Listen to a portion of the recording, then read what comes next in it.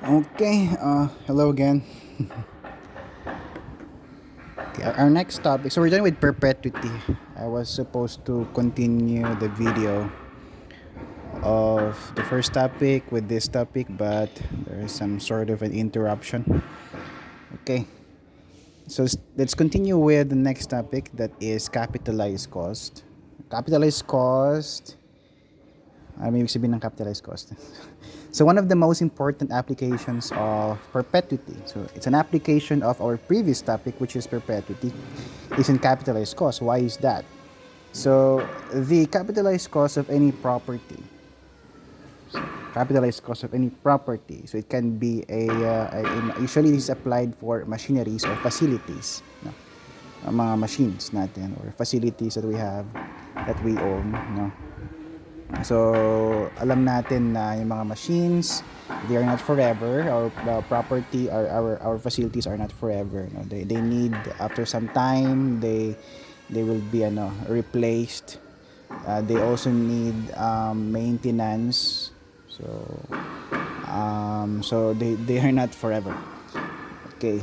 So, ang ginagawa natin is that we invest now, nag-invest tayo ng amount ng pera to cover for the initial cost ng property ay ng machine or any property that we have, plus yung succeeding cost later on, which includes yung replacement if it will be replaced, and maintenance or operations cost. So the capitalized cost of any property is the sum, okay, of the first cost, yung initial investment natin, okay, pinambili natin ng machine, yung pinang-install ng machine, no? And the present worth, take notes, the present worth of all costs replacement for replacement. So after some time, after the machine has already consumed its useful period or time, then it will be replaced, no, definitely. So the cost for replacement, operation, and maintenance for a long time or forever. For a long time or forever. So that's why it's called an application of perpetuity. No? So we are going to solve for our initial investment now. So isolve natin lahat ng sum na yun. Yung first cost, maintenance cost, replacement, operation cost. And then we will invest it so that after a long period, after some time or after some years, na kailangan natin ng pera for replacement or pera for operation or maintenance, then we can get something from our investment. Okay, so that's the idea of capitalized cost. So, and we have cases. Now let's discuss the first case. The first case natin, no replacement. So wala kang planong i-replace yung machine. So maybe you're expecting na yung business mo is just good for a certain number of years, so no need to replace the machine. Okay. Only maintenance and or operation every period. Okay. So yun yung first case natin. So the capitalized cost then, so is the sum of the first cost plus yung present worth of or perpetual operation or maintenance. And or yan na, pwede namang parehong meron. Pwedeng walang operation or walang maintenance, may operation. Pwedeng may maintenance pero walang operation. So and or, okay. So dalawa. So first cost, present worth ng perpetual, and or maintenance cost later on. Okay? So, it's just but an application of perpetuity plus yung mga previous topics natin before, like annuity, compound interest, simple interest, and all of those things. No? Basta, alam natin mag-compute, kasi we have been doing this for quite some time na, paano mag-compute ng value, present value, future value. But in this case, since we're computing for capitalized cost, then definitely we're solving for the present value or present worth of all future costs. Okay, so let's try to solve this problem to illustrate now the first case for capitalized cost. Determine the capitalized cost of a structure that requires an initial investment of 1.5 million. So 1,500,000 and an annual maintenance cost of 150,000. So we have an initial investment of 150,000. I want 1.5 million, and then we have annual maintenance cost of 150,000. So we have an interest rate of 15%. Okay, so yung capitalized cost then, so is equal to, so yung capitalized cost natin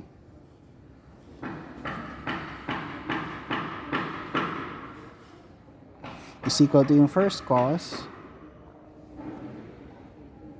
which is, 1.5 million, plus yung present worth ng annual maintenance cost natin. So yan yung maintenance cost natin hanggang sa masira siguro yung structure natin. So that's an application of perpetuity.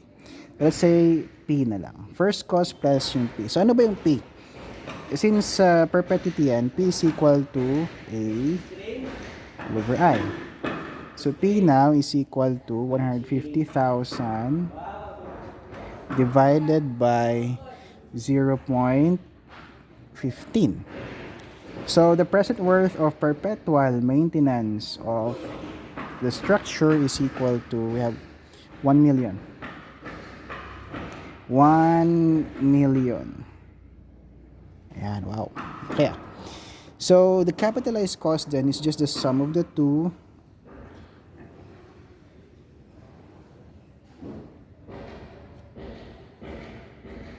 So we have our first cost, which is 1.5 million. It's 1,500,000. I'm sorry, nag-vibrate yung table. Plus yung present worth of annual maintenance cost of 150,000, which is equal to 1 million pesos. So our capitalized cost is equal to, we have 2 million, so don't forget our unit, we have 2,500,000 pesos. So this is now, ito yung perang i-invest natin aside from initial investment natin na 1.5 million, magdadagdag pa tayo ng 1 million to account for the annual maintenance cost na 150,000 pesos. Okay? So that's the first case, which is no replacement, just maintenance or operation cost every period. So hindi naman ibig sabihin na yung every period na lang ay annual lang. Pwede namang every 2 years, or pwedeng monthly yung maintenance. So depende kasi sa klase ng structure or machinery. Okay? Okay, what's the second case? Now, case 2 natin is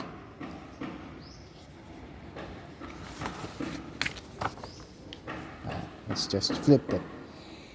Case 2 is replacement only, no maintenance or operation. Okay?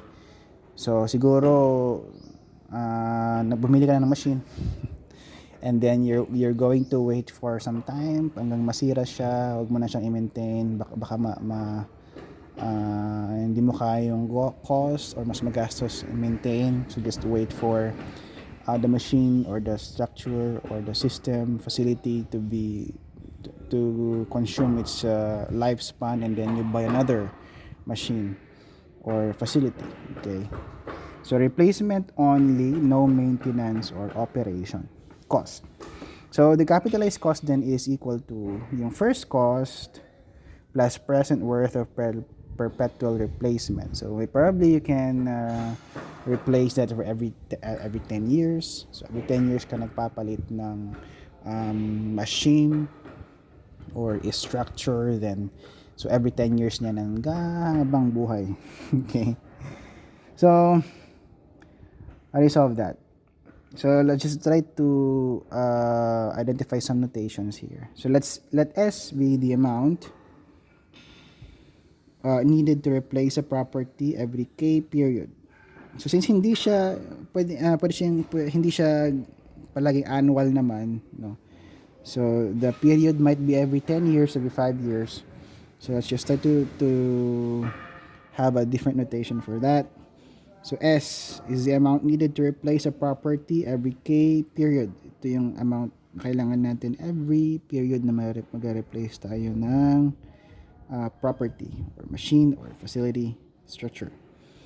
X amount of principal invested at a rate I% of interest on which will amount to S every K periods. So I should to reread that. Amount of principal invested at rate I%, the interest on which will amount to S every K period. So yan yung present worth natin ng S. Present worth ng mga S every K period. Okay, so kapag ang period natin is every 10 years, so ano yung amount ng so ang S for example 10,000 every 10 years, ano yung present worth ng 10,000 na yan? No, present worth niya. So after 10 years may magbabayad ka ng 10,000 for replacement. So ano yung amount niya yan ngayon, today, no? So remember the time value of money. Okay, time value ng pera. The concept of that. Yeah. So the amount may be the same but the value would be different depending sa time, no? Okay, so then X sub I, interest on X every period, the periodic deposit towards the accumulation of S. So if that is the case, then we can solve for the value of X as the present worth of all periodic payments for the replacement. So the period can be yearly or it can be every 10 years and so on. It's equal to, so S over the quantity 1 plus I raised to K minus 1. So that's how we compute for it. So difference between P and X in a perpetuity. Okay. So remember, perpetuity kasi is annual yan. So X here may be annual or it may be not annual. So P is the amount invested now at I% per period whose interest at the end of every period forever is A. Okay. Annuity. Annual. I don't know. Well, X is the amount invested now at I% per period whose interest at the end of every K periods forever is S. So if K is equal to 1, then X is equal to P. No. So ibig sabihin parehas lang yung so, yan yun. If K is equal to 1, then X is equal to P. Intindihan? So ibig sabihin parehas lang yung value ng X and P. Kapag K is equal to 1, ibig sabihin yung period ay parehas. Okay, pwede kasing magkaiba, no? Yung period. So if they have the same period, then definitely X is equal to P. Okay, I hope that is clear. Okay, so let's try to solve a problem to illustrate the case, our second case, which is replacement only, no maintenance or operation. Okay, that's it. A new engine was installed by a textile plant at a cost of 300,000 pesos and projected to have a useful life of 15 years. So after 15 years, hindi na siya pwedeng gamitin. Okay. At the end of its useful life, it is estimated to have a salvage value of 30,000 pesos. So at the end of 15 years, since pwede mo pa siyang ibenta, scrap ba? Yung mga ibang parts siguro pwede pang gamitin for other use. So pwede mo siyang ibenta and it is sabi dito pwede siyang magkahalaga ng 30,000 pesos. So assume natin na 30,000 pesos ang kukuha ko at the end of its useful life by selling it to someone interested, no? Determine its capitalized cost if interest is 18% compounded annually. So ito yung cash flow natin for this particular problem para mas maintindihan natin. So, yung engine natin was installed by a textile plant at the cost of 300,000. Yan yung initial cost natin. So, yung pinangbili ko on the today. And projected to have a useful life of 15 years. So, ibig sabihin, every 15 years, assume natin na the same pa rin yung presyo niya. Okay. 300,000, pibili ka ulit ng machine which cost the same, 300,000. No? Kala sinabi na iba yung cost niya. So, since hindi naman sinabi, assume natin na parehas pa rin yung presyo niya in the next or after 15 years. So, yan ang cash flow natin. Pero at the end of 15 years, pwede mo siyang maibenta. Kaya nga, pataas yan because you can get something out of that machine, no, na nasira na or hindi na useful. Okay, so every 15 years meron kang salvage value na 30,000 or scrap value, parang binenta mo sa sa junk shop, something like that. Okay, so 30,000. Okay, so yung cash flow diagram, so that would be reduced to ito na. Since may nare-receive ako na 30,000 every time I sell it after 15 years, then ang ko ngayon, ano yung x value ng x of this. So sinubtract ko lang ito yung kaya naging 270,000 yan. Okay. Kasi we have 300,000 ito, 300,000 yan. Yan yung pambibili ko. Sana. Pero since may nakuha ko initially from that, then I can subtract it. Para pag binili ko, ang kailangan ko na lang is 270,000. So, since mayroon naman akong pinagbentahan ng scrap na 30,000, then ang kailangan ko na lang ay 270,000 para makompleto yung 300,000 na pambibili ko ng bagong machine. Now, so every 15 years, mayroon akong kailangan ko ng 270,000. Okay? So, ano ngayon yung initial investment ko? Ano yung i-invest ko na amount para at the end of every 15 years, meron akong marireceive na 270,000. And that is the value of X. No? So, yung capitalized cost natin is the initial cost, which is 300,000. Plus, itong present worth ng ito. So, perpetuity yan hanggang forever. Okay? So, first, let us solve for the value of X. Okay. So, X is, saan nakuha ng video?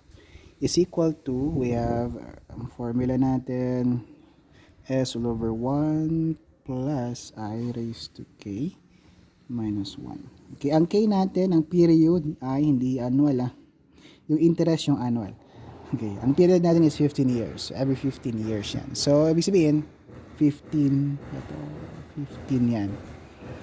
Okay, so X then is equal to S is 270,000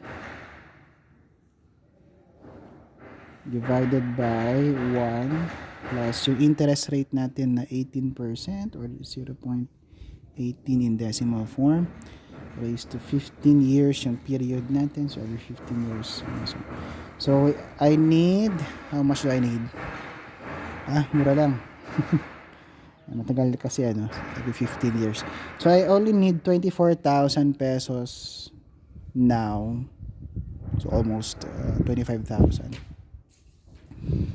To 24,604.173 to be exact pesos na invest ko for me to have these values or amounts later on every 15 years. So medyo malaki rin kasi yung rate of interest natin na 18%. Okay? So the capitalized cost then is equal to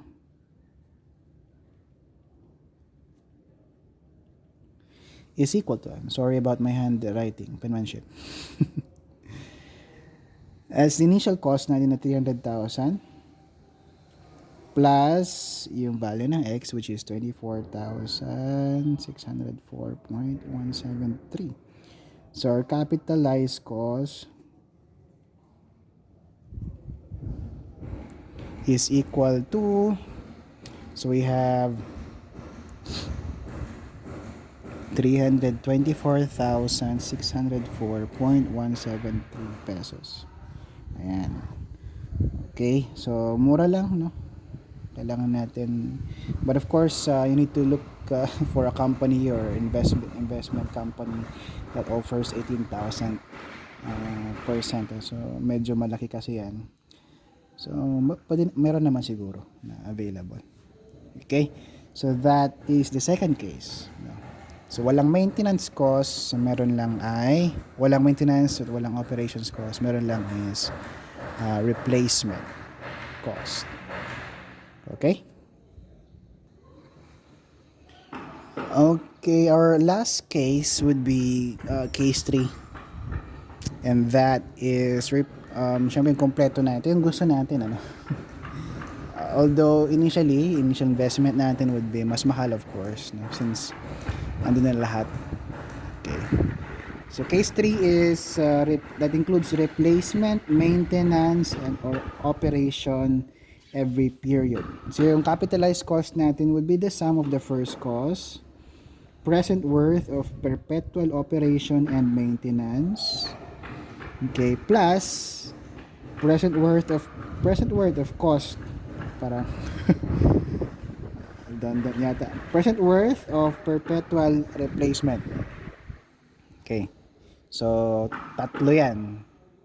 Okay, first cost plus present worth of perpetual maintenance or operations cost plus yung present worth ng perpetual replacement natin. Okay, so how do we do that? Again, let's try to solve this problem to illustrate how we apply this particular case, no? So problem. Determine the capitalized cost of a research laboratory which requires 5 million pesos for original construction. And then we also have 100,000 at the end of every year for the first 6 years. Wow. And 120,000 pesos each year thereafter for operating expenses. Okay. And 500,000 pesos every 5 years for replacement of equipment with interest at 12% per annum. Wow, that's a lot. It's a lot to take, no? So, ang first cost natin is 5 million pesos. And we have quite a lot of maintenance and operation, dalawa, ano. So, for the first, so 100,000 pesos at the end of every year for the first 6 years. So, for the first 6 years, meron tayong 100,000 for operating expenses. Okay? And then at the end of 6 year, that means it would start on the 7th year. Thereafter, sabi niya dito, thereafter. So we have 120,000, no, na spend thereafter. So initially, 6 year first at the for 6 years, kailangan lang natin ng 100,000. But on the 7th year onwards, kailangan na natin ng 120,000 pesos yearly for operating expenses. And we also have replacement, of course. Sa research laboratory, meron tayong mga equipment, of course, doon inside that, no. So we need to replace those equipment, 500,000. So every 5 years naman ang period nito, that's 500,000 ang kailangan natin to replace the equipment. So wala siyang sinabing salvage value. So wala siguro, no. Yung mga machine doon kapag nasira na, wala nang kwenta. So pag wala nang kwenta, wala siyang salvage value. Ayaw na rin ng mga junk shop. Okay? So ano man yung mga yon. So wala kang makukuha. Zero salvage value or scrap value. Okay, so yan replacement. So, okay, that's it. So let's say Q. Let Q be the present worth of perpetual operation. I-identify na lang muna natin. Q, let's say Q, present worth of perpetual operation. Ito yung operations cost natin. Okay. X, the present worth of perpetual replacement. So take note sa perpetual operation natin, 120,000 yan. Okay, thereafter, that's for the first 6 years, 100,000 plus 120,000 na perpetual operation cost or operating cost natin or expenses. Okay, so that's it. Maybe we can solve for anong unahin natin na i-solve. Well, let's try to summarize na lang muna. So then the capitalized cost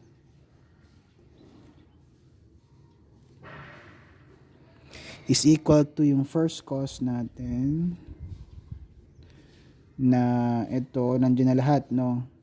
5 million, nandiyan na yung structure plus the equipment inside that structure. So yung first cost natin na 5 million plus Q, yung perpetual operation cost, plus yung perpetual replacement of equipment, which is in this case X. Okay, so that's it. Then first, so isa-isa na lang natin siguro i-solve. Let's solve first for Q, and then let's solve for X. So ano yung mga kailangan natin to solve for Q? Since may dalawang items doon sa may Q, ito annuity siya. Yung 100,000 for every year for the first 6 years is an annuity. Kasi hanggang 6 years lang siya na 100,000. Itong 120,000, ito yung perpetuity. Okay, so we need two formulas here. So yung annuity natin, P is equal to A. We will use this to solve for the present worth of the 100,000 for 6 years. So we have 1 plus I raised to N minus 1 all over I 1 plus I raised to N. And then to solve for the present worth of 120,000, since nag-start tayo on the 7th year, again, nagawin nating focal point yung 6th year. That means we're going to solve for the worth of this on the 6th year, and then from the 6th year, i-solve natin yung worth niya ngayon, the present time or present days, which means so for the present worth, that is equal to A, which is 120,000 in this case. I-multiply natin siya ng factor na 1 plus I raised to negative n. So, ito yung factor na minumultiply natin to solve for the present worth. Present worth. Ito yung factor natin. So let's solve for Q. It's a combination of these two formulas.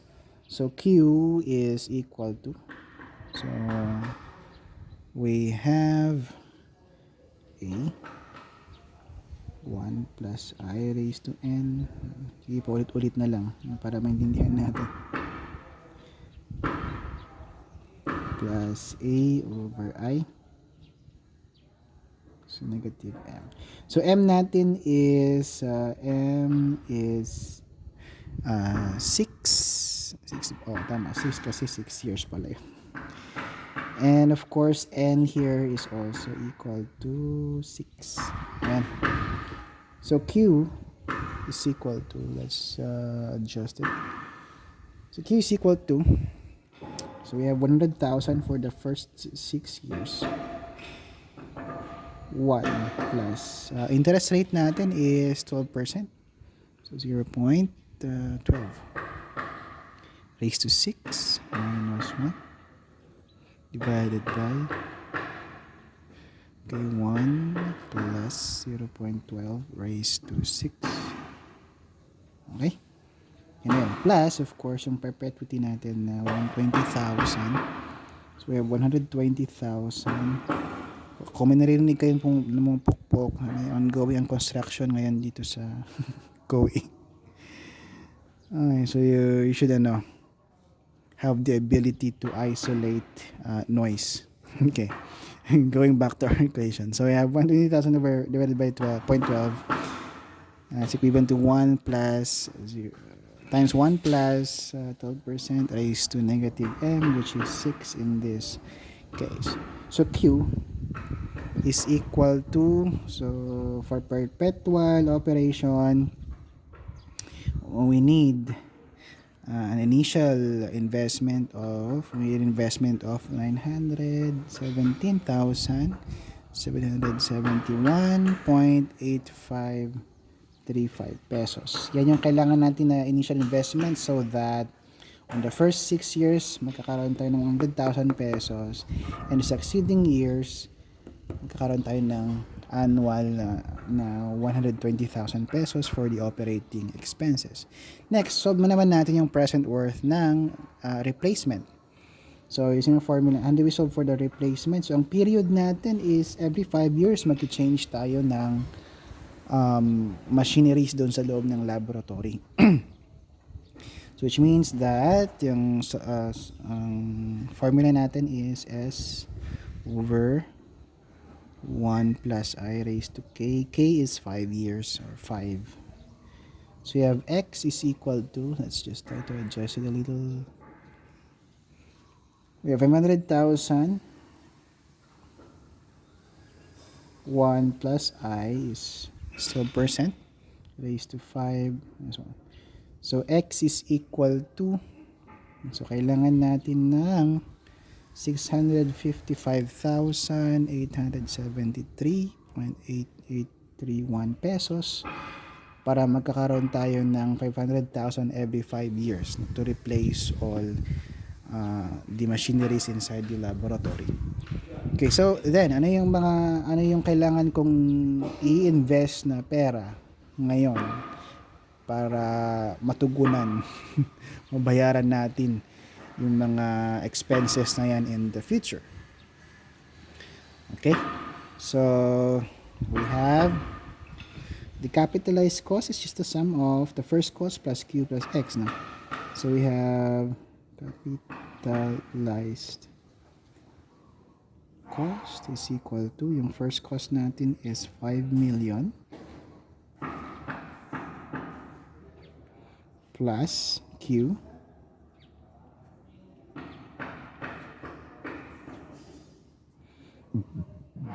plus X